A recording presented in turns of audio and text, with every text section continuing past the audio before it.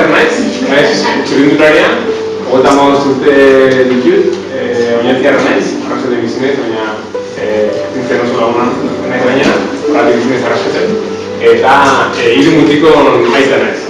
Eta aurten hasiko naiz 13. denboraldia txirrindulari profesional bezala. Izan naiz 6 urte, Euskaldun Euskadi, eta aurten hasiko naiz 7. denboraldia Estatu Batuetako talde bat. Dala, kasu honetan trek. Bueno, orduan, gaur, azalduko izuet, nolako garantzia duen talde lana txirrindularitza. Askok, esan dute txirrindularitza bakarkako taldea dela. Baina, gaur erakutsuko izuet, talde gabe ezinezkoa dela zerbait egiten. Eta denak, lan egiten dute, baukek irabazten izan. Azkenean dena ongirten zen eta baukek irabaztea lortu zuen, baina talde baten, normalean lasterketetan 8 izaten gara, eta 7 normalean lan egiten dute batek irabazten izan.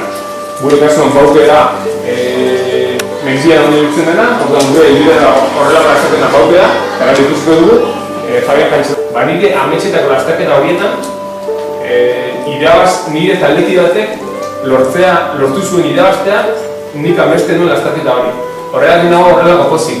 Nire lan egin nuen, hau txopi da, nire masajista, eta metara iritsi nintzen dean. Eta esan ziren dean, Fabianek irabazi zuela, ikusi nolako pozik jarri nintzen ezta, nik irabazita bezala. Azkenean, gu denok, han lasterketan geuden taleke guztio, geukan indar guztia eman genituelako, gure talde buruak, edo gure kide batek, edo gure lagun batek irabaz ezan. Orduan, guk bakoitzak bere ordena dukan, joaten gara lanean, gure indarra gartatzen, eta hau zen da, azkeneko txirrendua ikusten duzue, behar da, eguneko egunean, Fabian doa zera zehatzen. Hemendik aizeak ematen dut, eta behar, aizearen kontra doa gorrotan, eta Fabian doa bere gurpilean, aizeak ez du ematen. Eta beraz, guk, zazpiro, gure indar danak ematen ditugu, behar, Fabianek kasu honetan, irabazteko aukera izan bezala.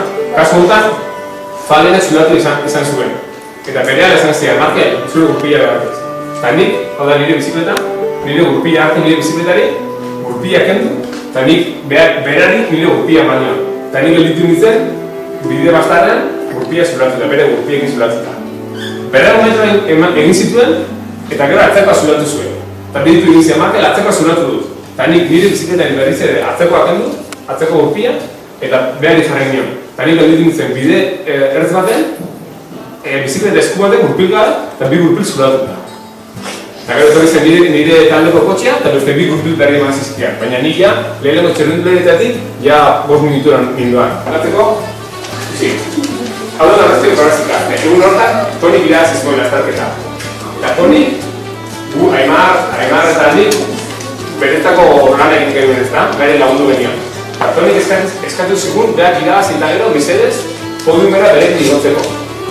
Berak nahi zuelako bere zoriontasun hori gurekin banatzea. Astia egiten edo... Asko kostatu gustatu? Bueno, 200 kilometro egitea... Bai, kosta egiten da, argi da baietz, argi kosta egiten da.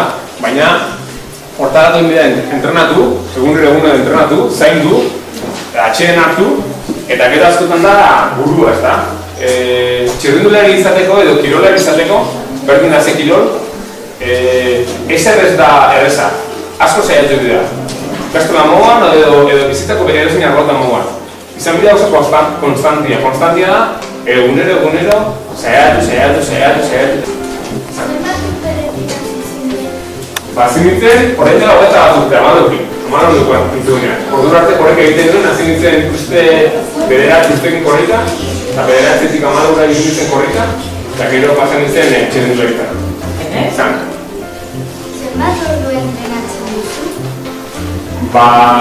Segun, gaur indot, baina normalian gutxien egiten ditudanean diala 2 ordu, 75 kilometro, eta gehien 7 ordu diala 220 hora.